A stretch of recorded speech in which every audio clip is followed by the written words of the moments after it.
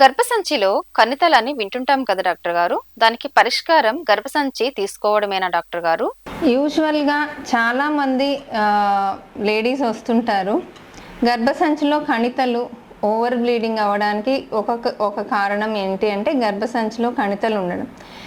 అంటే ఫైబ్రాయిడ్స్ అంటాం మేము. గర్భసంచిలో కణితలు అంటారు మీరు. ఈ కణితల వల్ల చాలామంది అంటే 25, 26 ఇయర్స్‌కి కూడా గర్భసంచిలో కణితలు మనకి కనిపించవచ్చు.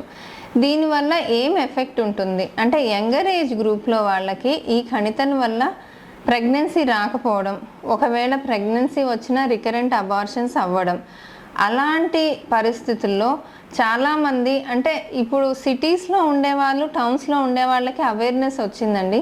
ఆ కణితలకి మాత్రమే ఆపరేషన్ చేసి తీసేసుకోవడం.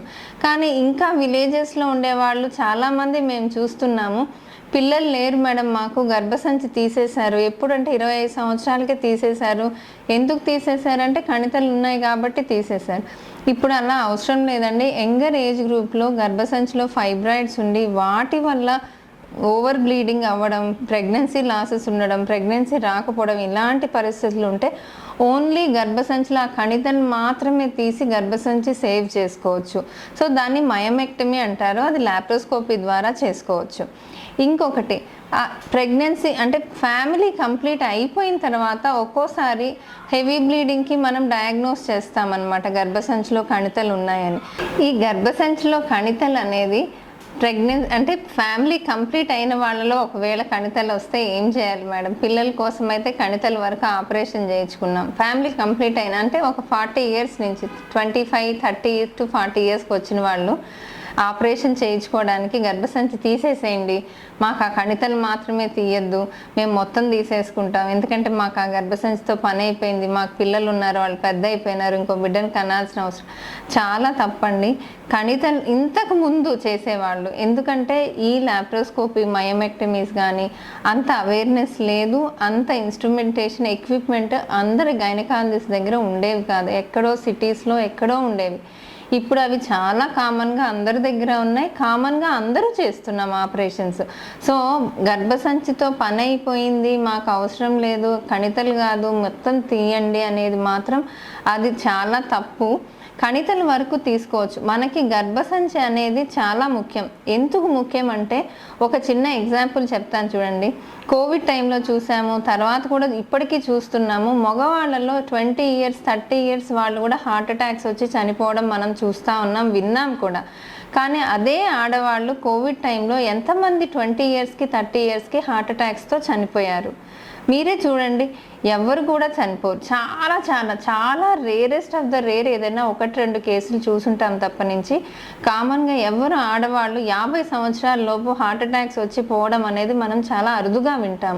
ఎందుకంటే ఆడవాళ్ళకి భగవంతుడు ఇచ్చిన ఒక వరం ఏంది అంటే మన ఋతుక్రమం అంటే ఈ పీరియడ్స్ నెల నెల వచ్చేంత వరకు మన హార్ట్ అయితేనేమి మన బోన్స్ అయితేనేమి ప్రొటెక్ట్ అయి ఉంటాయి. సో హార్ట్ అటాక్స్ రాకుండా మన హార్ట్ ప్రొటెక్ట్ చేయడానికి మెయిన్ కారణం ఆడవాళ్ళల్లో మన మెన్స్ట్రల్ సైకిల్స్ కరెక్ట్గా రావడం. సో గర్భసంచి పని మన ఋతుక్రమం పని ఓన్లీ పిల్లల్ని కనడం వరకే కాదు.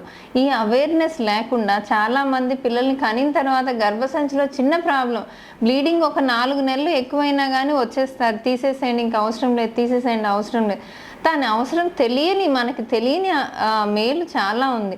కాబట్టి అన్లెస్ అదర్వైజ్ గర్భసంచి కణితితో పాటు గర్భసంచి తీయాల్సిన పరిస్థితి వస్తేనే, అది డాక్టర్ సజెస్ట్ చేస్తేనే 1-2 ఒపీనియన్స్, ఇద్దరి దగ్గర ఒపీనియన్స్ తీసుకొని హిస్టెక్టమీస్కి వెళ్ళండి. ఈ గర్భసంచితో పని అయిపోయింది, మనం గర్భసంచి తీసేసుకుంటాం అనేది అయితే వద్దు. మెనోపాస్ వరకు మనకి గర్భసంచి మనకి తెలియకుండా బోన్స్ కూడా మనకి స్ట్రెంగ్త్ ఇవ్వడానికి ఆడవాళ్ళలో గర్భసంచే కారణం.